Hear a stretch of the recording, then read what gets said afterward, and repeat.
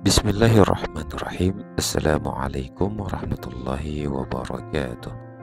Sahabat bijak yang dimuliakan oleh Allah Subhanahu wa Ta'ala, pada kesempatan yang berbahagia ini kita akan coba mendalami seorang tokoh yang bernama Abdur Rauf As-Singkili dari tahun 1606 sampai dengan 1637 Masehi. Selamat mendengarkan. As-Singkili adalah seorang ulama dan mufti besar kerajaan Aceh pada abad ke-17 dari tahun 1606 sampai dengan 1037 Masehi. Nama lengkapnya adalah Syekh Abdur Rauf bin Ali As-Singkili. Sejarah mencatat bahwa ia merupakan murid dari dua ulama sufi yang menetap di Mekah dan Madinah. Ia sempat menerima baiat tarekat Syatariyah di samping ilmu-ilmu sufi yang lain, termasuk sekte dan bidang ruang lingkup ilmu pengetahuan yang ada hubungan dengannya. Menurut Hashimi, sebagaimana dikutip Az-Yumardi Ajra, ayah As-Singkili berasal dari Persia yang datang ke Samudra Pasai pada akhir abad ke-13 dan kemudian menetap di Fansur, Barus, sebuah kota pelabuhan tua di pantai barat Sumatera. Pendidikannya dimulai dari ayahnya di Simpang Kanan, Singkil.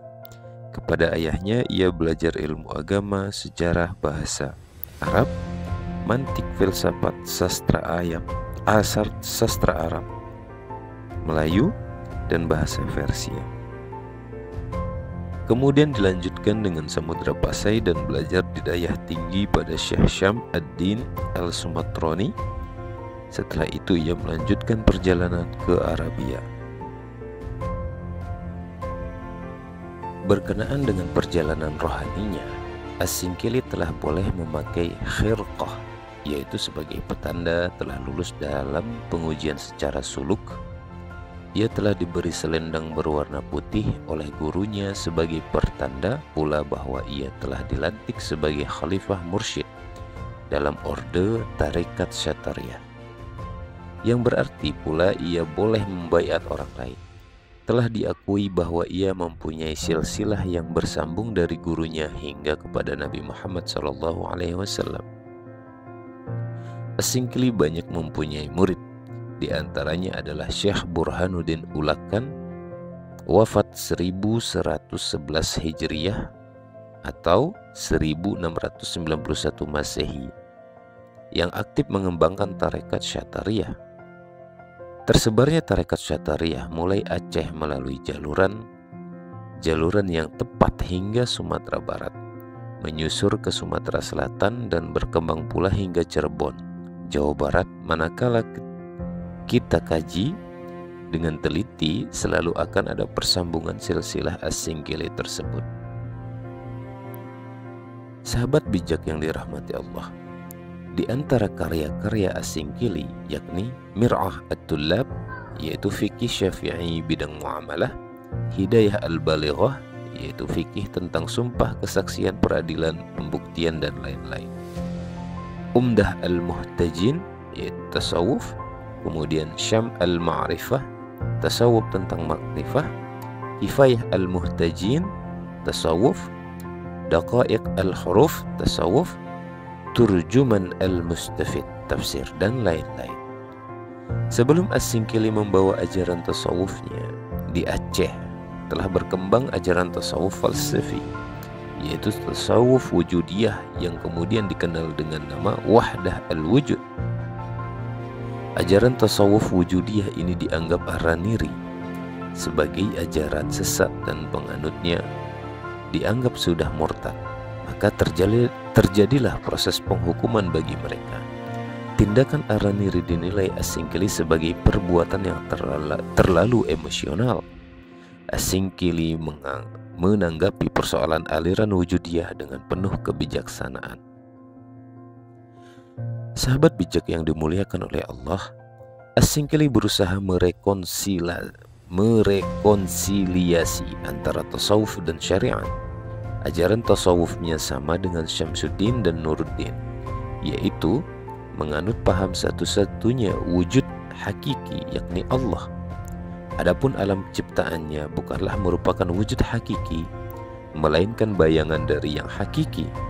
Menurutnya, jelaslah bahwa Allah berbeda dengan alam. Walaupun demikian, antara bayangan dalam kutip alam dengan yang memancarkan bayangan dalam kutip Allah tentu memperoleh keserupaan. Maka sifat-sifat manusia adalah bayangan-bayangan Allah, seperti yang hidup, yang tahu, dan yang melihat. Pada hakikatnya setiap perbuatan adalah perbuatan Allah. Zikir dalam pandangan As-Singkili merupakan suatu usaha untuk melepaskan diri dari sifat lalai dan lupa. Dengannya hati selalu mengingat Allah. Tujuan zikir adalah mencapai fana, dalam arti tidak ada wujud selain wujud Allah. Berarti wujud yang berzikir bersatu dengan wujudnya, sehingga yang mengucapkan zikir adalah Dia. Sahabat bijak yang dirahmati Allah, ajaran tasawuf As-Singkili yang lain bertalian dengan martabat perwujudan Tuhan. Menurutnya, ada 3 martabat perwujudan Tuhan. Yang pertama, martabat ahadiyah atau la ta'ayyun, yang mana alam pada waktu itu masih merupakan hakikat gaib yang masih berada di dalam ilmu Tuhan.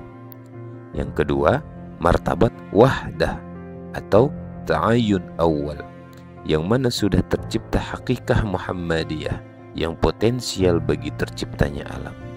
Ketiga, martabat wahdiyah atau ta'ayyun sani, yang disebut juga dengan ayan sabitah. Dan dari sinilah alam tercipta.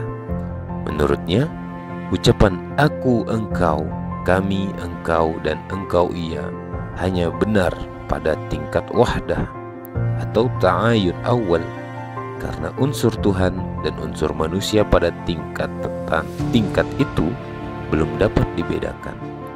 Tingkatan itulah yang dimaksud Ibnu Arabi dalam syair-syairnya.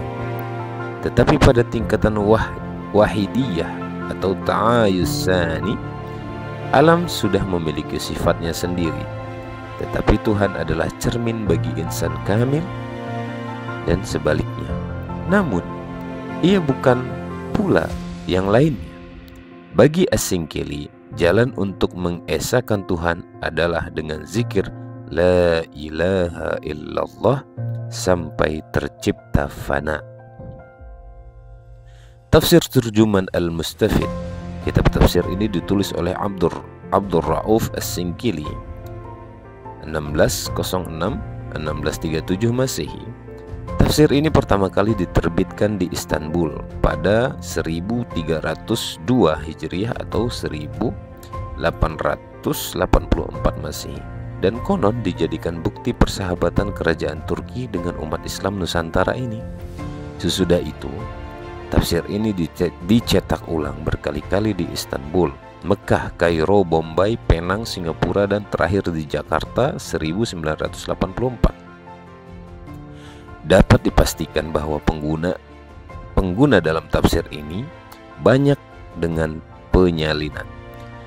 Sebuah naskah asli dan cetakan edisi Istanbul pernah ditemukan sarjana masyarakat Melayu dan Afrika Selatan. Karya ini tersebar di kawasan yang amat luas, termasuk Patani dan Sulu, atau dalam tanda kutip Filipina Selatan.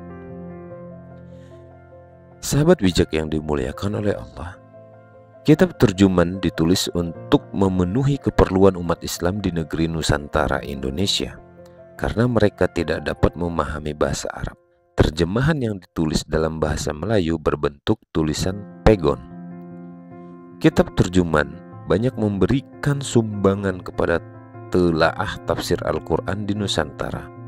Kitab ini meletakkan dasar-dasar bagi sebuah jembatan antara terjemahan dan tafsir selama hampir 3 abad. Kitab ini merupakan satu-satunya terjemahan lengkap Al-Quran di tanah Melayu.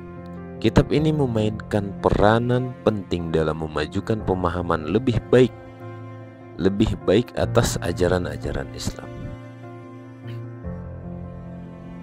Sahabat bijak yang dimuliakan Allah, Snook Horgrunge menegaskan karya ini merupakan terjemah tafsir Al-Baydawi.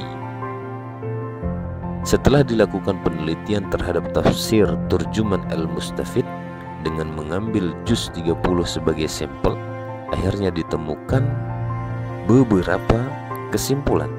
Pertama, karya ini memang bukan terjemah Al-Baydawi sebagaimana ditegaskan Snook, melainkan terjemahan tafsir Al-Jalalain. Kedua, sebagai duplikat. Tidak berarti tafsir ini sama sekali tidak memuat kreativitas Abdul Rauf As-Singkili. Sahabat bijak yang dimuliakan Allah, Salman Harun dalam disertasinya yang berjudul Hakikat Tafsir Turjuman Al-Mustafid karya Syekh Abdul Rauf As-Singkili secara tegas mengatakan bahwa karya tersebut merupakan terjemahan dari tafsir Jalalain, dan hanya pada bagian-bagian tertentu saja Abdul Rauf memanfaatkan tafsir Al-Baydawi. Kendati pun disimpulkan Snook sebagai terjemahan Al-Jalalain, kitab Turjuman tidak selalu mengikuti penafsiran Al-Jalalain.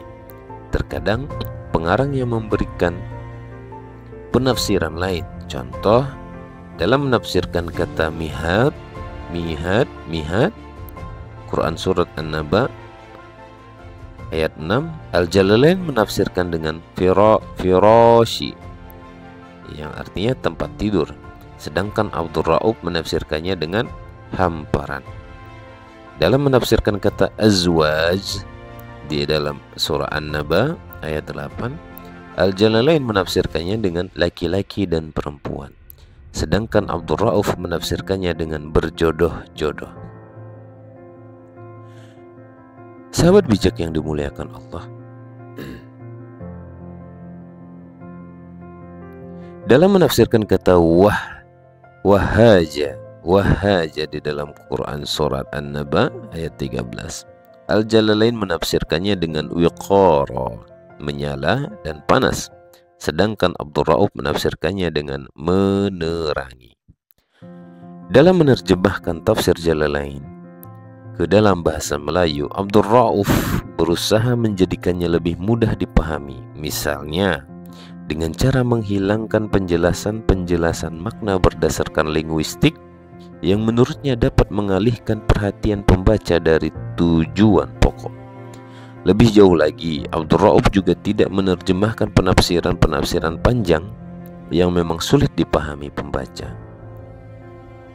Suatu kenyataan bahwa Turjuman Al-Mustafid merupakan terjemahan tafsir lengkap pertama bahasa Melayu yang sampai pada kita.